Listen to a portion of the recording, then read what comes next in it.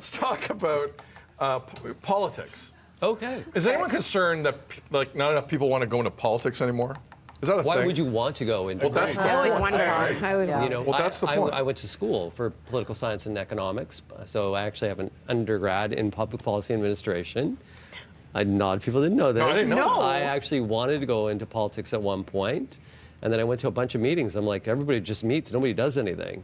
And over time, and then the amount of stress that comes with it, and then even the level of some of our mayors, even the level of payment. If you're going to be on a payment scale of a big corporation, and you take on a lot of responsibility, you'll make a lot more money and have a lot less stress.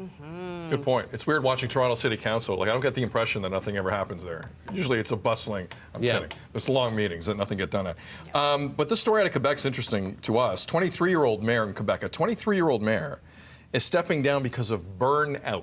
Wow. 23.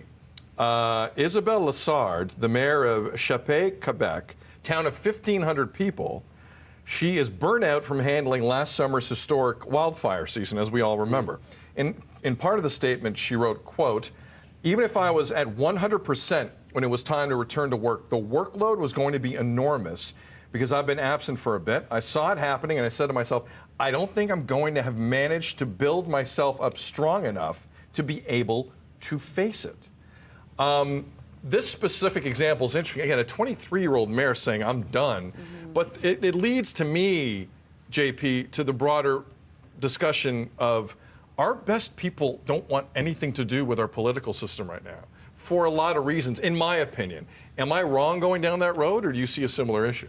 I respect two things. I respect her actually saying that and acknowledging the fact that, because it still seems that she wants to serve the people. So the fact that she can find it in herself to say, I don't think I could be at my best to be able to do that, so I'm going to step away from that. And just from what I see, like, even when I do comedy now, I don't like what I see politically around. And I'm not right and I'm not left. I think I'm more down the center because I think as human beings, you can't just be one or the other. I think you should just be a human, and what's right is right and what's wrong is wrong, and try to fix that in the middle. And I think a lot of the younger generation now, I don't think they have faith in what's going on in the system, and they don't think that they can change or fix the system. So by staying out of the system, maybe they'll create their own and figure out a new way, you know? So that's the way I see it. I also think that the sort of that younger generation has a much stronger sense of boundary than we ever did, Yes. or the generations before us. Maybe years ago someone would have felt that way, but they never would have claimed it. Like they would have just sort of soldiered on, so to speak. I don't know if that necessarily serves in the best way. So I think there's this real comfort with setting a boundary and knowing when you're done.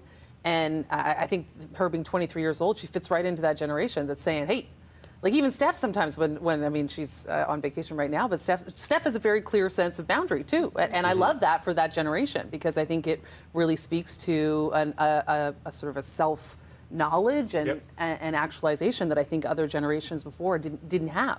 But it also blends into the, sorry, Tam, it also blends into the, and what we saw a lot during the pandemic is I got to take care of me here. Protect your energy. Regardless of the energy situation, regardless of the walk of life.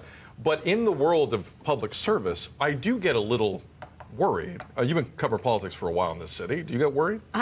There is a worry that the good people who do come in and want to take on the jobs, again, will have those boundaries. We saw it with the Prime Minister of New Zealand, who was a successful prime minister by all rights. She was able to move, gun laws within New Zealand very quickly. She was beloved by, honestly, the world, Jacinda Ardern. And in the end, she said she had another child, and she was like, you know what? I think I'm good. I'm going to step away from it. And I feel like the stigma behind stepping away and thinking that that's like giving up instead of taking care of you, that is slowly, very slowly being lifted. And so that's why people feel a little bit more comfortable with that. And we'll see how that plays out, though, when it comes to actually having those good people in these roles. 30 seconds, Ray. Final thought. Go It ahead. takes courage to actually step down. Just going to say it. Big courage to do that. Oh, yeah. Politics today is way different than politics of yesterday. There's access to people to have opinion on all these different social platforms, which is also wearing and tiring on politicians. It's a job that's a thankless job in many ways, but it's one of the most important jobs that are out there. So something has to change. Vote Frankie Flowers. Frankie! Let me raise my 2 boys No, I don't want to first. lose them. More BT Let's after go. I'm this. going to raise my kids first. No Is that big a deal. tease? Is that a tease? Boundaries. Whoa!